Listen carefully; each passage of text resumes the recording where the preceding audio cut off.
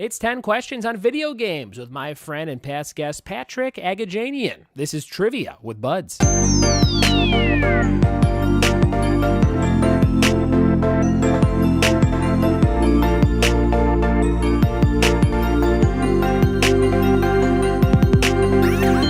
What it be, and welcome to another episode of the Trivia with Buds podcast. I'm your host, Ryan Buds.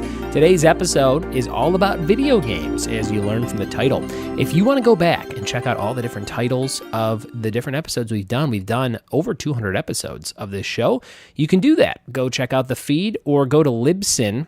Go to triviawithbuds.libsyn.com and check out the search feature at the top right-hand corner. You can search any topic and see if we've done it on this show. We've done quite a few in 200 episodes, and I'm so glad you decided to check out this one. Maybe you're a gamer, maybe you just like trivia, maybe you're just subscribed and you listen to it every single day. And if you do that last one, I am very grateful for you. Thanks for listening. Thanks for telling a friend. And we're going to dive into this episode in just a second. I just wanted to read a quick email I got from a listener named R. Floyd. This is R. Floyd. I have no idea where he's from. Seems like a nice guy. He said, "Sir, I am a fan of your show. I don't want to do a review on your business email. What is the avenue to speak my mind about the show? I don't do Twitter or Facebook. Respectfully, R. Floyd."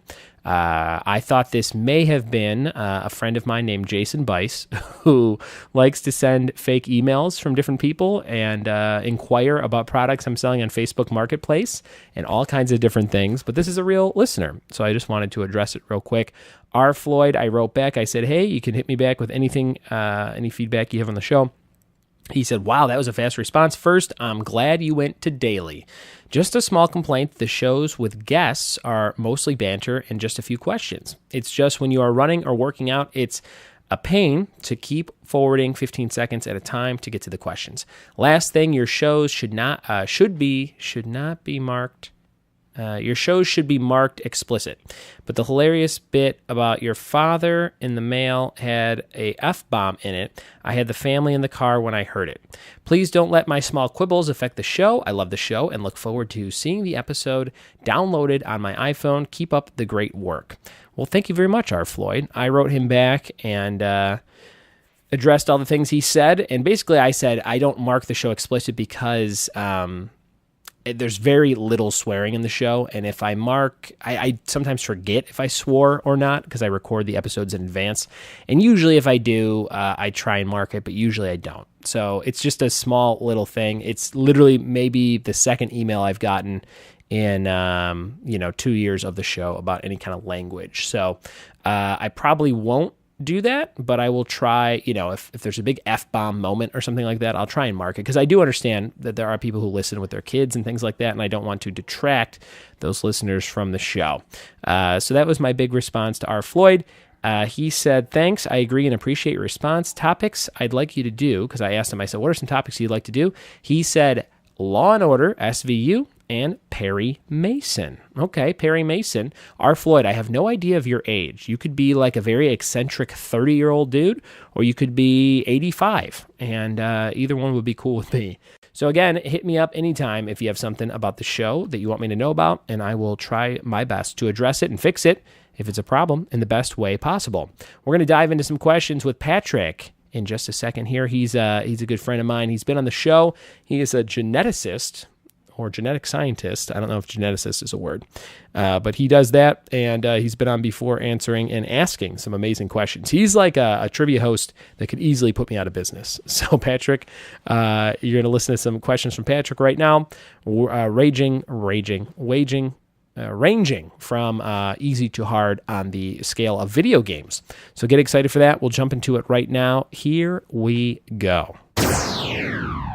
Sitting here in beautiful Sunland, Tahunga, California, about to do some trivia with my good friend Patrick. What's up, Patrick? Hey, how's it going? We're at Lincoln Hops. We just got done playing trivia. You played, I hosted. We do it every Tuesday here at Lincoln Hops on Sunland Boulevard from 8 to 10 p.m. You've been playing here for about a year. What's your favorite thing about this joint? I don't know. It's local. It is. It has that kind of local, everybody sit around the bar kind of a feel, Yeah, and they got sausage. So and they have sausage. Who doesn't like a nice sausage?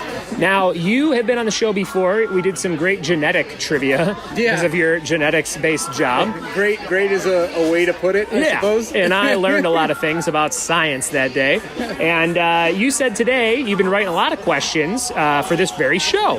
And you listen to the podcast sometimes. I do.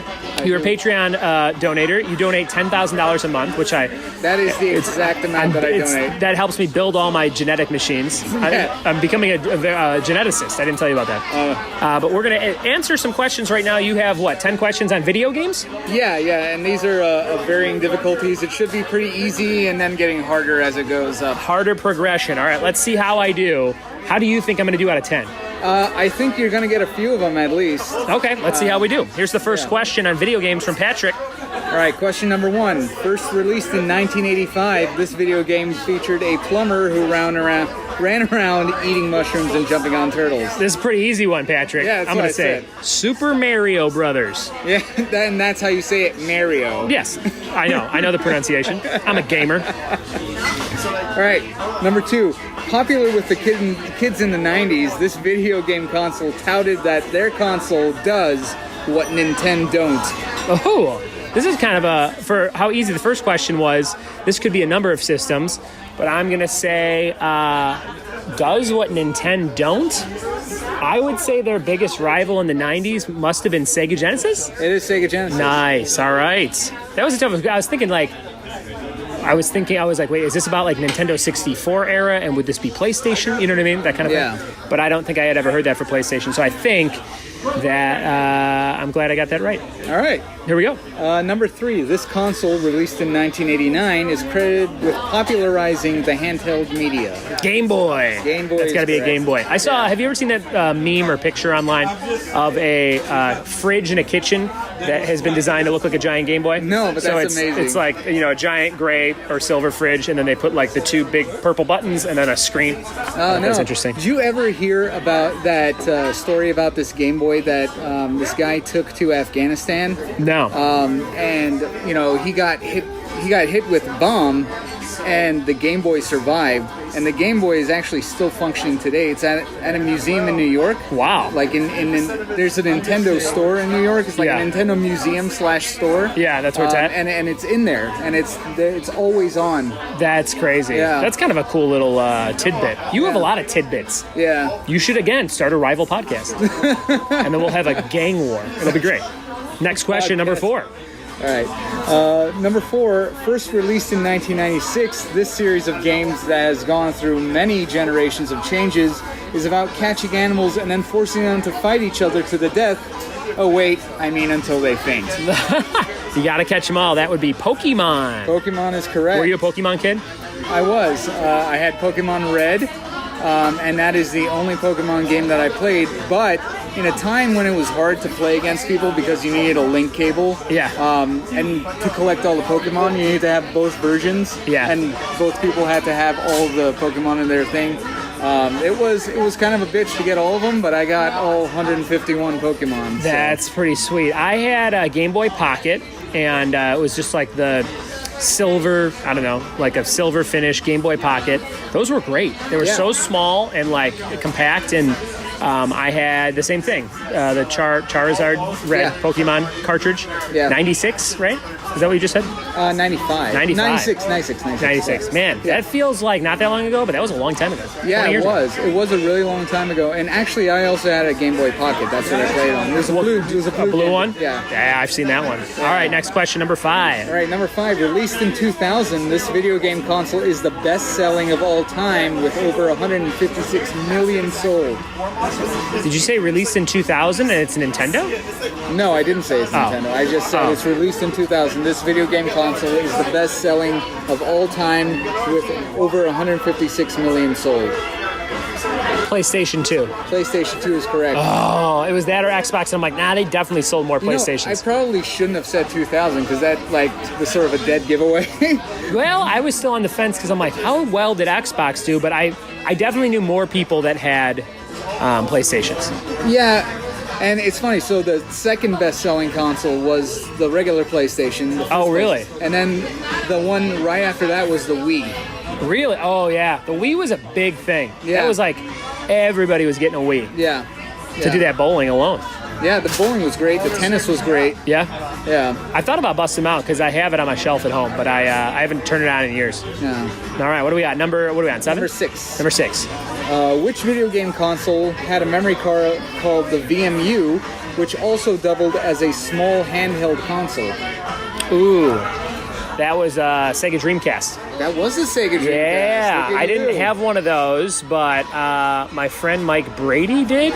And I remember him having that little thing. You could, like, train your characters on it or something, right? Yeah, I mean, for some of the games, some games had specific things that you could install on there. Yes. I mean, I had Power Stone on there, and Power Stone came with, like, a couple of games that you could unlock in the regular game that you could then play on the VMU. Very good. This is a really interesting concept. Yeah. Everybody loves the Dreamcast. And they're supposed to do a classic re-release of it or something. I have, like, 6 Dreamcasts. Really? Yeah. You collect them? Well, it's because, I mean, the parts are hard to come by. Sure. And, you know, at some point I came across this video game store that was selling just a box of video game consoles, old video game consoles.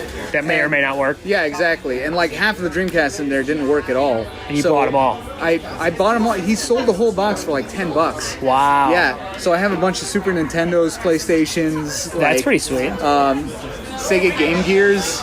Do you remember the Game Gear? Yeah, I never had one, but my friend Steve Nelson did. I had the Game Boy, but no Game Gear. Yeah. See you, buddy. Thanks for coming, man. I'll see you soon.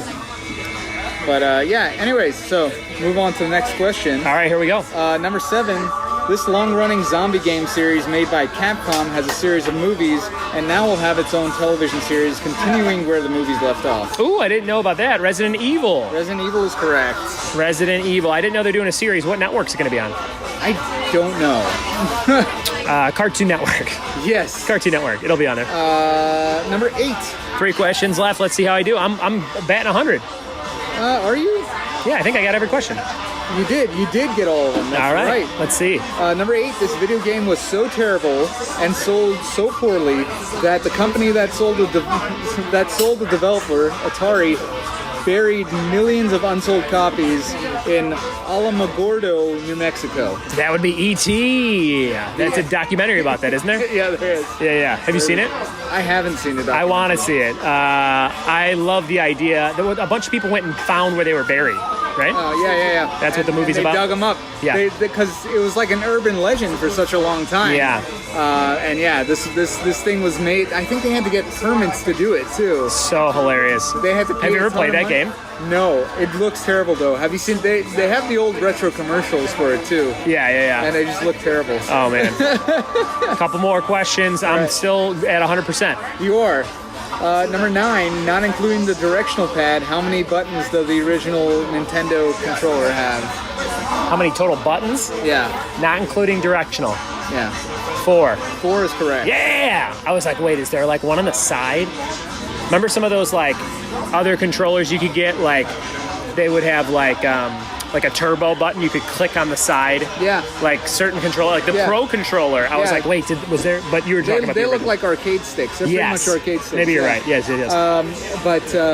Do you remember the Konami code? Up, down, left, right, A, B start, BA start. BA select start. BA select start. Is that was that a question or are you just asking? No, I'm just asking. Question within a question. I almost got it. All right. All right, number 10. Last question. Let's see if I can get them all. This video game has sold over 170 million copies and is the best-selling game of all time. Second place has a mere 144 million. Number 1 selling video game of all time? Yeah. Is it a series or a single title? Single title. Single title video game.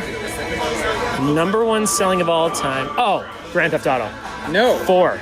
No? 5? No. Nothing? No. Grand Theft Auto 5 is actually number 3 at 95 million. Holy shit. I can't think of anything that's higher than that. When you think of it, you're going to be like, Is it just Super Mario Brothers?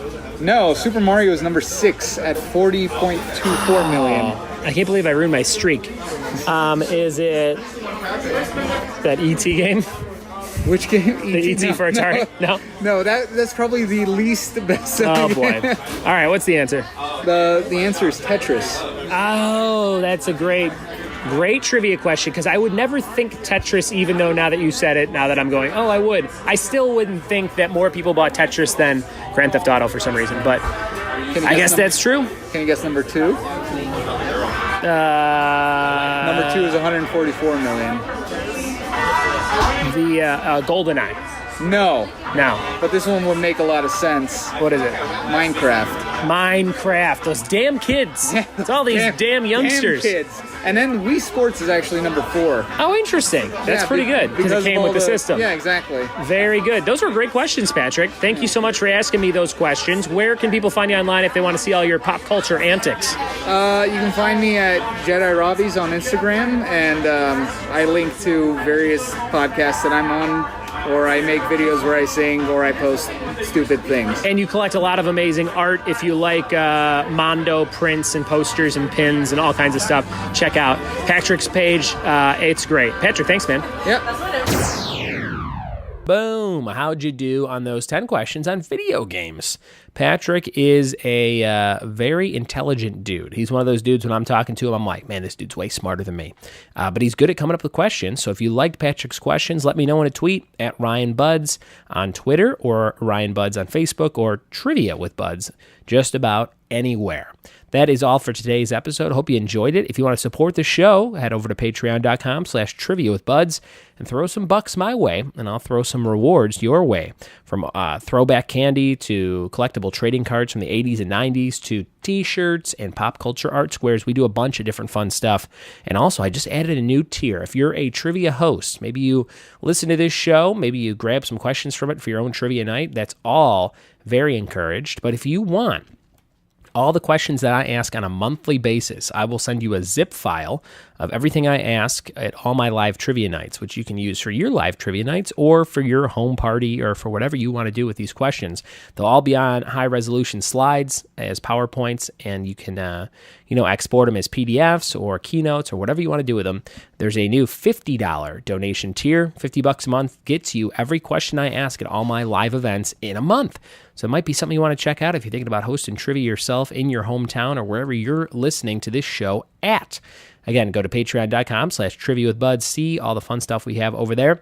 Thanks to Patrick and all the people that listen to this show for being part of it. And we'll see you tomorrow for more Trivia with Buds. Cheers.